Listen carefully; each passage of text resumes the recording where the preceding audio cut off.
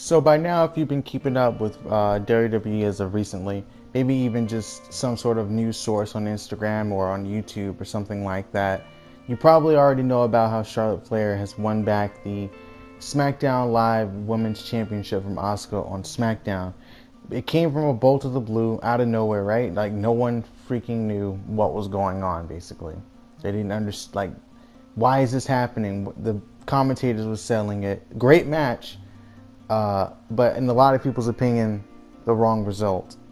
I'm here to just give my own perspective on the whole situation and kind of try to ease a few minds or whatever, because I see that a lot of people are really angry and are kind of going a little too crazy. Like, some people are saying, like, oh, Charlotte should have died instead of her brother. Like, that's absolutely ridiculous. Not everybody's saying that, but one person said it. He got his fair share of likes, and that's either insinuating that people believe in what he's saying or thinks that he or she is just being quite ridiculous and they find what they're saying to be funny.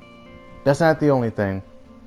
I also see on here, on Instagram, it's like, oh, 5 reasons why Mr. Man doesn't believe in Asuka. Now, not necessarily saying that he doesn't believe in Asuka, but just like possibilities as to why he might have made this decision.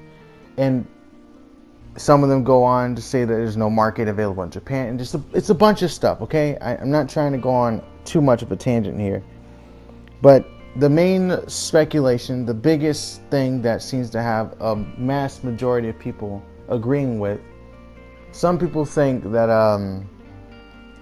or a lot of people think that Asuka is going to, or no, she's not going to do anything at WrestleMania, maybe just be in a Battle Royal or something, but the SmackDown Live Women's Championship is on Charlotte Flair to draw attention to both championships while also having a unification match with the women's championships, and then also having the tag belts. And so people are like, oh, they're just going to get rid of the 2 women's divisions, and now they're going to have 2 men's divisions. I don't think that's what they're doing. Here's what I think. I think, and this comes into play with other things that have been announced, so I do have some sort of evidence for this, okay? I think that it's going to be Asuka versus Charlotte at WrestleMania, Becky versus Ronda at WrestleMania. Here's why I think that. Listen, don't go in the comments just yet. Calm down. So, at what happened right before this match was made, or maybe in the brink of it, like actually happening, it was announced, or maybe even the day before, it was announced, Ronda, Becky, Charlotte versus the Riot Squad. If any of the members of the Women's Triple Threat for the championship at WrestleMania, for the Raw Women's Championship at WrestleMania, turns on their team, they will be taken out of that match for the championship. So now Charlotte is a SmackDown Live Women's Champion. She could possibly be like, I don't really need to be in the 6-woman tag. I have the SmackDown Live Women's Championship. I don't really need the Raw Women's Championship. Screw you guys. I'm out. I can beat Asuka. I know I beat her. I beat her twice. Let's just go to WrestleMania. Get this easy W. Keep moving. You know, I'll come for Becky later. Maybe she'll do something like that. Now, I get the idea, the counter argument. Why would she not want to be in the main event? Because she's already a champion. Not everyone is concerned with being in the main event of WrestleMania, if you may have noticed. Becky was concerned about it. Ronda's concerned about it. Charlotte's just like, I mean, I'm a Flair. Another championship. Gimme. Easy work. Whatever. She probably isn't too concerned at this point. Now that if she would have lost to Asuka, basically, she would have been way more desperate to be in that triple threat. Now, probably not so much. And she's a heel, so who's to say she couldn't just back out? I mean, why not? Why wouldn't she do that? Another thing that goes into this, not just that, another thing that goes into this, if you'll notice with the current storylines, there's been this like, oh, WWE won't give the fans what they want. You know, they addressed that. Heading into the road to WrestleMania, they addressed the idea earlier this year or late last year, how, oh, we're going to be bringing new exciting matches because, you know, ratings and all that. We're going to do what you guys want. And then the general public wanted Becky versus Ronda, right? The general public wanted Kofi versus Daniel Bryan, right?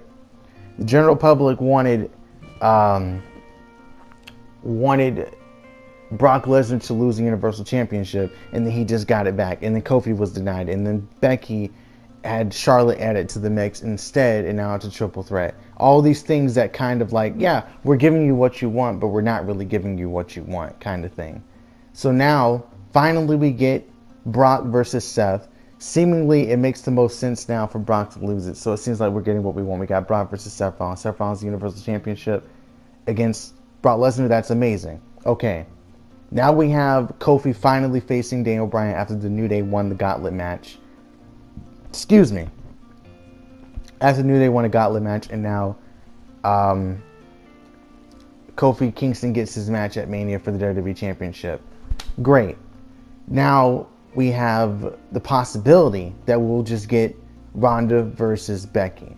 I could be completely wrong. This is obviously just my opinion, as I've tried to establish repeatedly, trying to make sure that anyone watching this understands this is just my personal perspective. I don't think I'm 100% right or wrong.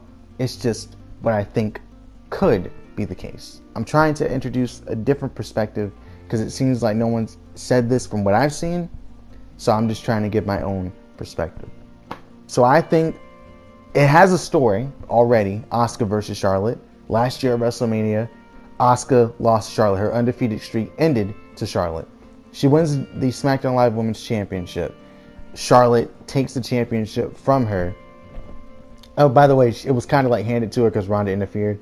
So now Charlotte has the championship again after beating Asuka again, and now Asuka's just like, well, I lost again to Charlotte. I thought I had it figured out. I beat Becky. I thought I solidified myself as a champion, and then there's still this devil on my back. There's still this burden of I can't beat Charlotte.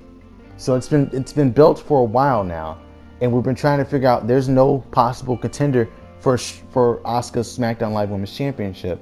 Charlotte beats her. Who is the number one contender for the SmackDown Live Women's Championship now? Asuka. Charlotte would have been the top contender had she not gone for the Raw Women's Championship. So I see they could possibly backtrack now. Basically, oh, we're not going to give what you want. We're not going to give you what you want. And then at the last minute, hey, gotcha. You thought. You know, maybe that's what they're doing. Of course, they could just be like, nope, title unification, fuck you. And then I'll just be upset. But I'll just have to accept it. Whatever. Next time I'll talk about WWE stuff in terms of videos like this.